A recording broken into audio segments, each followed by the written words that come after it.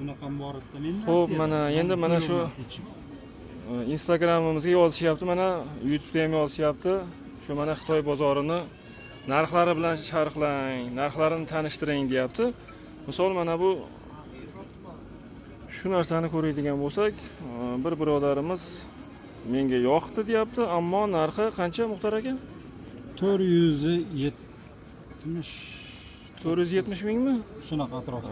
Qimmat degan fikr kelyapti, xullas. Ha, qimmat. Xullas shunaqa deyishyapti, mana qimmat degan fikr kelyapti.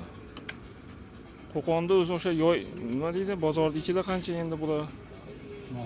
479 ming so'm. 479 ming mana. Lekin o'sha yomg'ir o'tkazmaydigan plashovkadan bu. Shuning uchun qimmat menimcha. Shuning uchun qimmatdir balki. Bular qancha endi misol uchun? Bular qancha? Ular arzonroq nisbatan 130 minglarda atrofida. Endi material har xilda, to'g'rimi? Material mana 200 ming so'm ekan. 200 ming ekan.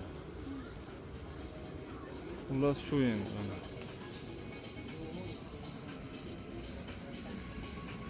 Lekin mana u yoqdi. Shu yoqdimi sizga Muxtor aka? Jo'rabekka o'xshayman qolaman. Kiysa, shunaqa plashovkasi bor. Narxi qanaqa? Bu ham sha 400. Bunisi arzonroq shekilli. 260 ming ekan. Qancha ekan? 259 ming. 259 ming. Lekin yaxshi narsa, sifatli narsa. Xullas qalay shu Xitoy do'koni haqida fikringiz? Yaxshi. Yomon emasmi? Yo'q. Sifatsizlari ham bormi? Sifatsizlari ham bor. Yashirmaymiz, bor ha? Bor. Sifatsizlari ham bor. Tanlab olgan yaxshilari. Bir ko'p. Mana ko'rishlaring mumkin. Mana Muxtor akamiz shuni tanladi. Qancha endi bu Muxtor aka bu? 260 ming yozib qo'yishibdi. 260 ming? 260 ming mana. Menimcha puliga arziydi.